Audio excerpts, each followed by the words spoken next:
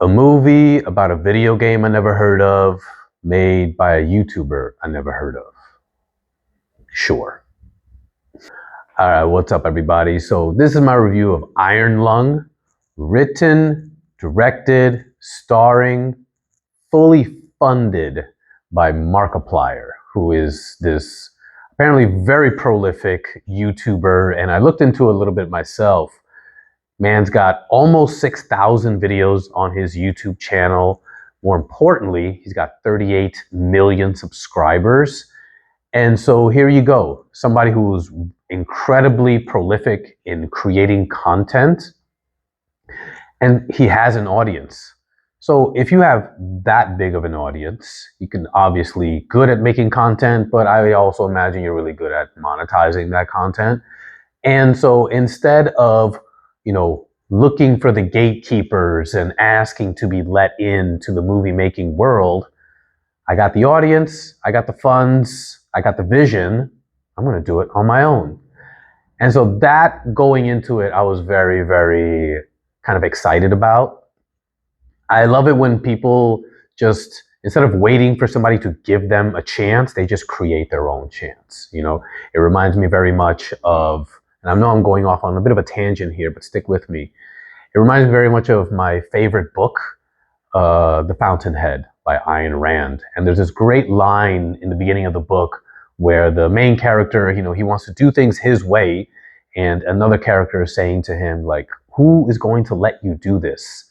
And his response was, it's not who's going to let me do this, it's who's going to stop me. And I always loved that sentiment. And, when I think of Curry Barker with Obsession, and now Iron Lung by Markiplier, and I'm going to be also doing one on Back Rooms and coming out pretty soon.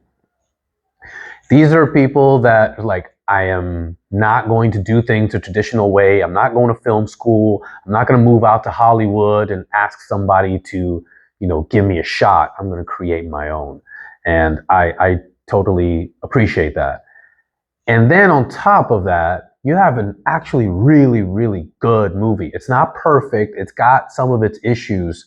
But when you compare it, at least when I compare it to some of the stuff that I see on streaming services, that particular platform paid and produced, it's just, wow, this is it's so disposable, and this one is not. It really sticks with you in a bunch of different ways. First of all, it's very claustrophobic. Markiplier, the guy who's behind all of this, as I said, he's also front and center. He's basically the only actor in the movie. And it's his first movie. So that requires props in and of itself. But before I continue with that, lauding it, because I will be doing a lot of that going forward, let's talk about the premise really quick, because it's very, very odd. It's based on a video game, Iron Lung, as I said, that I've never heard of before. And it really does feel like a tribute, homage, or love letter to not only the game, but to the fans of the game. I think the game came out in the last 4 or 5 years or something like that. It's very, very recent. And there's this thing that happened in this world called the Quiet Rapture, where just from one day to the next, so many people just up and disappeared. And he is one of these people that is tasked to venture out into a new world to try and bring back information that can hopefully help humankind. And so he's jettisoned off to this moon where there is, I can't really say a body of water. It's covered in liquid, but that liquid isn't water, it's blood.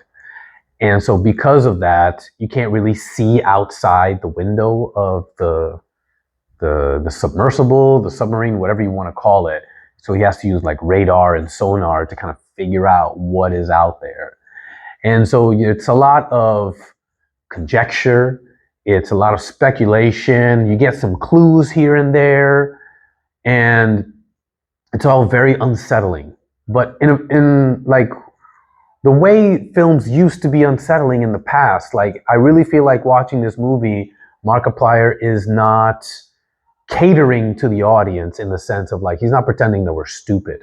He's really just making this movie for the fans of the game, which I also really like. Because then it's I'm making it for these people, but you're more than welcome to come join the party.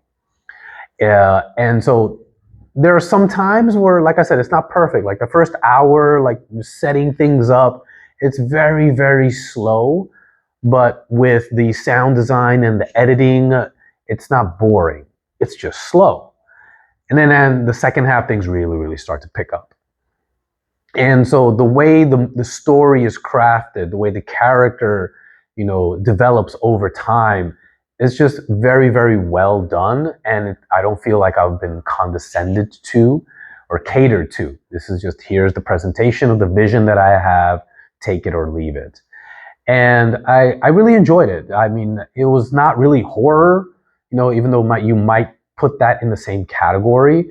It was more like a mystery suspense kind of thing, and kind of eerie and creepy at times.